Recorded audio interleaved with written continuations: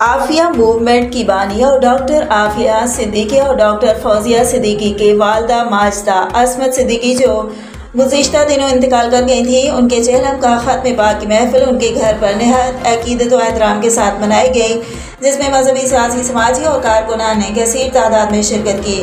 Doctor Fauzia Siddiqui سے تعزیت اور ان کی والدہ کے درجات کی بلندی کی دعا کی۔ عصمت صدیقی کے تعزیتی ریفرنس میں ڈاکٹر فوزیہ صدیقی ڈاکٹر عافیہ صدیقی کے صاحبزادے اور صاحبزادی، عافیہ موومنٹ کے رہنماؤں اور جماعت اسلامی کے رہنما محمد حسین مہندی، پاسبان پارٹی کے الطاف شکور، تاج رہنما Kashif صابرانی، Muhammad Azam, national press club کے صدر افضل وارثی، معروف صحافی اشفاق چشتی، محب قومی سماجی کونسل چیئرمین اسلم فاروقی، آزاد اتحاد پارٹی کے چیئرمین یونس سایانی، فاطمہ میمن و دیگر نے اظہار خیال کرتے ہوئے کہا کہ حکمرانوں کی بے حسی پر افسوس کا اظہار کرتے ہوئے کہا کہ حکومتی سطح پر ڈاکٹر عافیہ صدیقی کی رہائی کے لیے جو کوششیں کرنی چاہیے تھیں وہ نہیں کی گئیں۔ آج اتنے برسوں گزر جانے کے بعد ان کی رہائی ممکن نہیں ہو سکی۔ آخر ان کی والدہ اپنی بیٹی کی رہائی کی تمنا لیے ہوئے اس دنیا سے رخصت ہو گئیں اور ان کے بچے اور بہن ڈاکٹر فوزیہ ان کی واپسی کے منتظر ہیں۔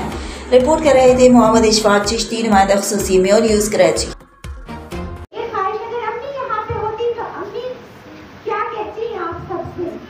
بچوں، قرآن کو نہ چھوڑو، قرآن کو پکڑ لو، قرآن کو تھام لو۔ یہ امی کیا ہوتا، میں کہتی تھی امی آپ کو غصہ کس آتا، امی آپ کی کیوں نہیں؟ مجھے غصہ آتا تھا، میں کبھی کورٹ سے آتی تھی کہتی تھی امی یہ تو جج بھی ایسا کہہ رہے ہیں، یہ تو یہ بھی ہو رہا ہے۔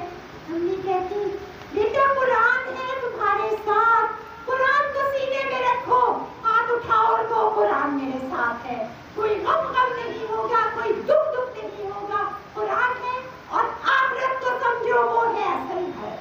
بس یہی امی کا پیغام تھا جو میں آپ کو دینا چاہتی ہوں۔